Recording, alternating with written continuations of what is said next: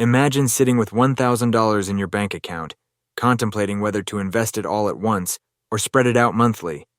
This single choice can significantly shape your financial future.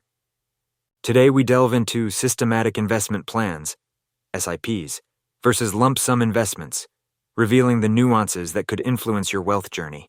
A systematic investment plan, or SIP, is akin to a subscription service, but instead of paying for entertainment, you're investing in your financial future. Opting for a SIP means committing to invest a fixed amount monthly, regardless of market fluctuations. Picture this: investing $500 every month, rain or shine, fostering the habit of consistency that lays the groundwork for compounding growth. This method embodies a strong philosophy. Steady contributions can yield remarkable long-term rewards. How does SIP work its magic? Consider a scenario where you invest when the market dips. Your monthly $500 acquires more units due to lower prices.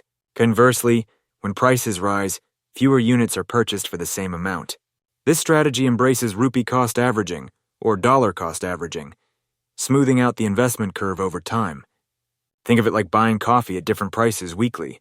In the end, you pay an average price instead of searching for the lowest one each time, making it a practical and sensible approach to investing.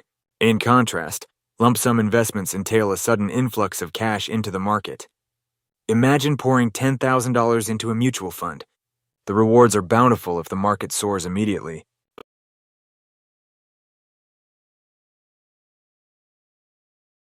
Timing the market with a lump sum can be treacherous, making it a gamble unless you're seasoned in investing. When comparing SIPs and lump sums, the former shines in how it alleviates market timing pressures.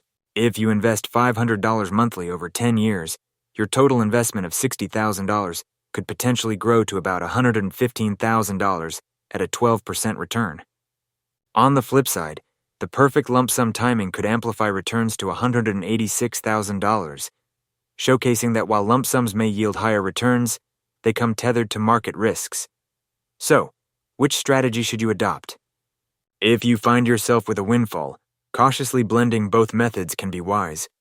Starting with a lump sum in a safer investment and then initiating a SIP in equity funds could balance risk and potential gains.